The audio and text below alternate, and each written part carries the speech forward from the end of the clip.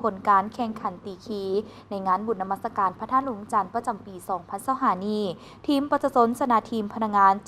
7-5ซึ่งปัจจสนชนะทีมพนักงานปัจจสนจะอยู่ซุ่มกินเย็นจะกินแซบนอนหลับจะเบิกบานม่วนซื่นมีความสุขกายสุขใจการทำการผลิตจะได้รับผลผลิตที่น่าพึงพอใจการแข่งขันกีฬาตีคีในโอกาสงานบุญนมัสการพระธาตุหลวงจันทร์ประจำปี2025ได้จัดขึ้นในตอนบ่ายของวันที่5 พฤศจิกายนที่เดินสนามหลวงนครหลวงจันทร์โดยการเข้าร่วมของทานผู้วงคำสาวของเจ้าของนครหลวงจันทร์มีบรรดาการนำผักหลัดเฒ่าแก่แนวโฮมแขกถึกเซินพร้อมด้วยมวลชนทางภายในและต่างประเทศเข้าร่วมอย่างเป็นขบวนฟุดฟื้นพิธีแห่ลูกขีได้เริ่มต้นขึ้นในเวลา 13:00 น. โดยมีขบวนถุงซาดทุ่งศาสนาขบวนเฒ่าแก่แนวโฮมขบวนเซิ่งต่างๆและขบวนนักกีฬาที่จะลงแข่งขันซึ่งกีฬาตีคีแม้นเป็นประเพณีที่สืบทอดกันมายาวนานถือเป็นกิจกรรมที่หาเบิ่งได้ยากซึ่งได้จัดขึ้นในมื้อบุญท่านหลวงเท่านั้นคงกับมื้อเพลง15 ค่ำเดือน12โดยคนสมัยก่อนมีความเชื่อว่าการตีคีแม่นการเสี่ยงทวยถึงเหตุการณ์บ้านเมืองเพิ่นเว้าว่าถ้าฝ่ายปกครองชนะก็ถวายว่าปีนั้นประชาชนพลเมืองบ่ค่อยอยู่ดีจะถูกพวกขุนนางบังคับข่มเหงแต่ถ้าปีใดพลเมืองชนะปีนั้นประชาชนจะอยู่เย็นเป็นสุขการเล่นกีฬาตีคีนี้เพิ่นจะใช้ไม้โงนั่นตีหรือกอดลูกขีไปหาโกนที่เพิ่นกำหนดไว้คือกว้าง3 วาสูง2 วาแต่หากบ่มีตานางคือโกนเตะบานลูกขีรอด้วยค้างผสมเล็กและท้องเป็นรูปมนก่อนจะลงเดินตีคีเพิ่นก็จัดแบ่งคนออกเป็น2 ฝ่ายคือฝ่ายหนึ่งเป็นฝ่ายปกครองและอีกฝ่ายหนึ่งเป็นฝ่ายพลเมืองซึ่งกำหนดเอาฝ่ายละ20หา30 คนซึ่งการตีคีในครั้งนี้โดยรวมแล้วแม่นเต็มไปด้วยบรรยากาศเบิกบานม่วนซื่นรักษาได้วัฒนธรรมฮิตของประเพณีที่เคยสืบทอดปฏิบัติกันมาแต่โบราณกาลอันนี้แม่นข้าพเจ้าชื่อประตูคำมีวงพระจันทร์ถือว่าเป็นในนามจำของเจ้าสายเศรษฐา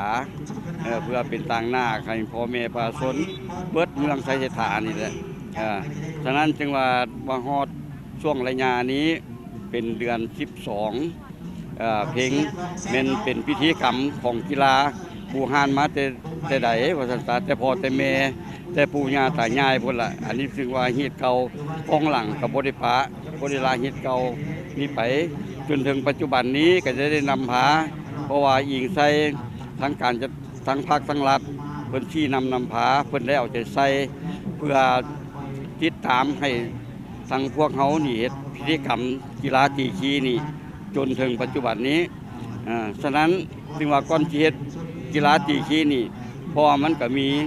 ฮีดคองมาแต่ใดมาก็ย้อนว่าเพราะว่าแต่ก่อนหั่นละแม่นเพิ่นระบบได้มีทีมใดทีมหนึงแบบว่าสมมุติว่ามัน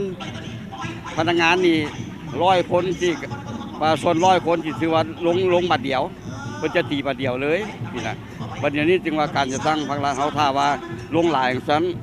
มันสิเป็นการยุ่งยากฉะนั้นจึงว่าเพิ่นจึงว่ามาแบ่งทีมเฮ็ดเป็น2 ทีมเพื่อให้มันสวยสดงดงามเพื่อให้แขกชาวต่างชาติบ้านต่างเมืองหันเพื่อเห็นว่าโอ้ดอกกีฬาพื้นบ้านอยู่ในนครหลวงเวียงจันทร์พวกเฮานี้จึงมี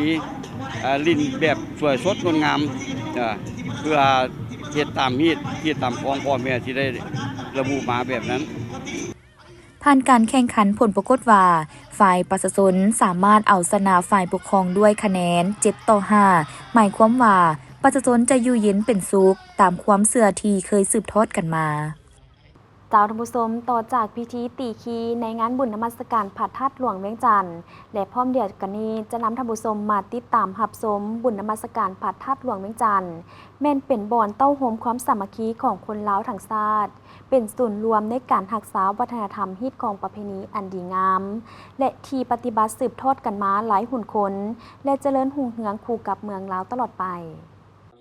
เนื่องในโอกาสบุญนมัสการพระธาตุหลวงเวียงจันทร์ประจำปี 2025 นี้พระอาจารย์ใหญ่บุญเสยเผ่าภาสิทธิ์รองประธานองค์การพุทธศาสนาสัมพันธ์ลาวนครหลวงจันทร์ได้ให้สัมภาษณ์ต่อทีมข่าวของพวกเขาเกี่ยวกับความหมายความสำคัญของบุญดังกล่าวว่าขอน้อมไหวคุณพระศรีรัตนตรัยอันเป็นธงชัยแห่งวันพุทธศาสนาขอถวายความเคารพพระเถรานุเถระขอแสดงความนับถือฮักแพงมายังการนำภาครัฐครอบครัวการนำเจ้าภาพเจ้าศรัทธาของตนญาติโยมสาธุชนทุกคนทุกท่านทั้งหลายทั้งปวงที่ได้มาร่วมงานบุญนมัสการพระธาตุหลวงในคราวครั้งนี้ข้าน้อยอาตมาพระอาจารย์บุญเสยเผ่าภาสิทธิ์ในนามห้องประธานอบส.นครหลวงเวียงจันทร์ในนามหัวหน้ากรรมาธิการสาธารณูปการนครหลวงก็ถือว่ามื้อนี้ก็เป็นฤกษ์งามยามดีนิมิตหมายอันสำคัญทางพุทธศาสนาอิงตามหีตของประเพณีอันดีงามของศาสตร์ก็คือพระพุทธศาสนาแต่ว่าบุญเดือน12นี้ก็เป็นอีกบุญงานบุญหนึ่งที่มีความหมายความสำคัญต่อวิถีชีวิตของคนลาวชาวพุทธทั้งหลายทั้งปวงที่มีความกระตือรือร้นถือว่าเป็นบุญงานบุญหนึ่งที่มีความหมายความสำคัญสร้างความสามัคคีสามัคคีระหว่างกองชนลาวทั้งชาติแต่เหนือฮอดใต้ก็ถือว่าในบุญนี้เป็นบุญหนึ่งที่มีความสวยสดงดงามทั้งหลานหีตของประเพณีก็คือวัฒนธรรมของคนลาวทุกคนทุกท่านที่ไหลมาร่วมในงานเข้าครั้งนี้ก็ถือว่าเป็นอีกเวลาหนึ่งที่กิจกรรมของในทั้งพุทธศาสนาก็คือพระธาตุเกศแก้วจุลมณีพระธาตุหลวงแห่งนี้ก็ถือว่าเป็นพระธาตุเป็นพระธาตุมิ่งเมืองของคนลาวชาวพุทธทุกคนทุกท่านที่ไหลมากราบไหว้สักการะบูชาในทุกทศทิศบ่ว่าทั้งภายในและต่างประเทศแขกต่างไกลไทยต่างลาวชาวต่างเมืองกลางหลั่งไหลเข้ามาเบิ่งมาชมหีตของประเพณีอันดีงามของศาสตร์ลาวของพวกเฮาเราท่านทั้งหลายที่เห็นในปัจจุบันนี้ก็เห็นได้ว่ากิจกรรมทุกอย่างที่เฮาได้เห็นมาแต่ละมื้อแต่ว่าเปิดงานบุญนมัสการพระธาตุหลวงมื้อนี้แต่วันที่1หอดวันที่5มื้อนี้ก็คือเป็นมื้อ15ค่ำเดือน12เพ็งตามหีตของคนลาวชาวพุทธเฮาที่ขาดบ่ได้คือว่าในหีต12ของ14หีตนี้ของเกียงถือว่าตั้งแต่บรรพบุรุษเฮาถือกันมาก็ถือว่าในการเฮ็ดบุญบุญนมัสการพระธาตุหลวงนี่เป็นบุญที่เต่าร่วมความสมานสามัคคีอันเป็นอันหนึ่งอันเดียวกันบ่ว่าแต่พระสงฆ์สามเณรพระเถรานุเถระในขอบเขตทั่วประเทศหรือว่าออกทนญาติโยมการนำภาครัฐขั้นสูงก็ให้ความสนับสนุนในการเฮ็ดบุญครั้งนี้ดังนั้นอาตมาเองก็ถือว่าเป็นภาคภูมิใจเป็นอย่างยิ่งอนุโมทนาสมเสยนำการนำภาครัฐที่ให้การสนับสนุนให้ความสะดวกในการจัดงานบุญนมัสการพระธาตุหลวงครั้งนี้อันที่ติดพันกับเวียกงานของศาสตร์ก็คือในบุญหน้าของศาสตร์ของพวกเฮาก็คือสถาปนาสปปลาวของพวกเฮาครบรอบ50ปีก็เป็นอันการยิ่งใหญ่บ่งบอกถึงความสมัครสามัคคีเต่าร่วมความสมานสามัคคีเป็นพึกแผ่นแน่นหนา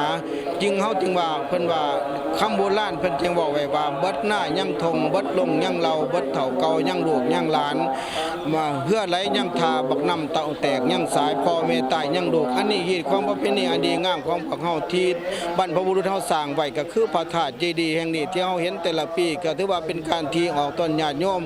ทุกฝ่ายทุกสารทิศในขอบเขตในทั่วโลกก็ว่าแม่นที่ไหลมากราบไหว้สักการะบูชาก็ถือว่าเป็นสิ่งหนึ่งที่ดึงดูดจิตใจน่วงเหนี่ยวจิตใจเต่าร่วมความสมานสามัคคีของคนลาวของพวกเฮาให้มีความซื่อสัตย์ทุจริตต่อ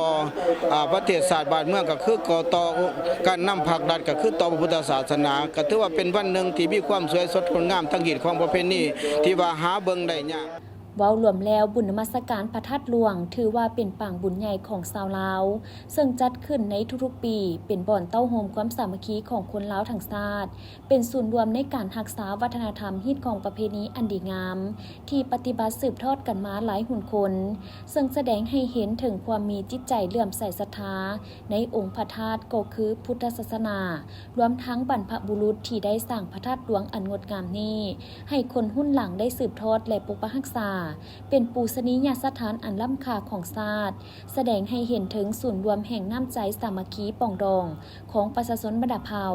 ซึ่งในแต่ละปีพอถึงบุญนมัสการพระธาตุหลวงชาวพุทธก็คือประชาชนบรรดาเผ่าในทั่วประเทศในทุกสารทิศได้มาเต้าโฮมกันเพื่อมาขับไหว้สักการะบูชาองค์พระธาตุซึ่งแสดงให้เห็นถึงศรัทธาอันแห่งกล้าและความกตัญญูรู้บุญคุณต่อบรรพบุรุษที่ได้สร้างองค์พระธาตุนี้ขึ้นมา เพื่อให้ลูกหลานหุ่นสืบทอดได้เคารพนบไหวพระธาตุหลวงเป็นมรดกทั้งวัฒนธรรมอันสูงส่งของชาติและสวยงามศักดิ์สิทธิ์ทั้งสง่าราศีเป็นศูนย์รวมแห่งน้ำใจสามัคคีปองดองของปวงชนลาวทั้งชาติที่บ่เคยจืดจางตามกาลเวลา